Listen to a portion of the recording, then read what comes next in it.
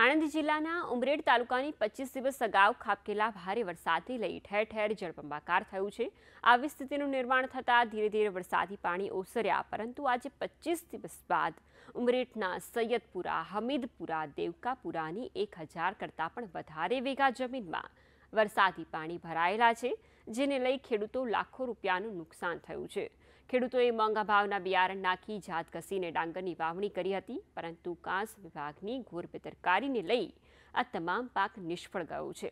પાણી ઓસરતા ન હોવાથી ખેડૂતો તમાકુની રોપણી માટે ખેતરો તૈયાર કરી શકતા નથી, જેને લઈ 400થી પણ વધુ ખેડૂતો આર્થિક મુશ્કેલીમાં મુકાઈ ગયા છે। તંત્ર દ્વારા ચોમાસા પહેલા કાંસની સફાઈ માત્ર ચોપડા પૂરતી કરાઈ હોવાથી હજારો વીઘા જમીન બોરણા જતા ખેડૂતોને નુકસાન વેઠવાનો વખત આવ્યો છે।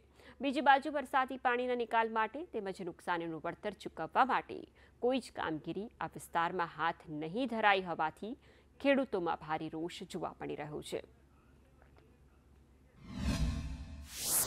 મિનિમમ નુકસાન તો લગભગ 500 હેક્ટર લેકે ગણે તો કરોડો રૂપિયાની આસપાસનું નુકસાન થઈ શકે છે, કારણ કે અહીંયા આગળ કોહનો નિકાલ થતો નહીં। પાણી લગભગ છઠ્ઠા વરસાદ 5મા મહિનાથી ચાલુ થઈ જાય, 6ઠ્ઠા મહિના 7મા મહિના લગીને ફરી આવતો ચોમાસું આવે ત્યાં સુધી પાણી ખલાસ થઈ શકે તો ખેડૂતનો કોઈ પણ જાતનું નુકસાન જ રહે છે। પાણી તો મારા 55 વર્ષ થયો, 55 વર્ષથી હું જોતો આવ્યો છું। આ ચારીને 1000 કરોડ 1000 હેક્ટર જમીન છે, પણ કોઈ કોહનો નિકાલ છે નહીં।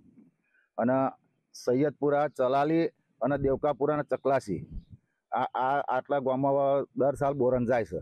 અમારી માંગ છે આ કોહ નીકળી જાય તો બહુ સારી વાત છે। તો અમારા આ થોડી જમીન છે તો કંઈક અમારે વાઈ કહીએ તો અમારી મહેનત મજૂરી જેવું મળે અમને। આ કારણ એનું એ છે કે સાહેબ કોસ મપાઈ ગયો છે, કોસના ખેડૂતોને અમુકને પૈસા પણ મળી ગયા છે, અને એનું કોઈ આગળ દેવકાપુરા વાળા કોઈ કોસ નહીં કરવા દેતા નથી નડિયાદ વિભાગમાં।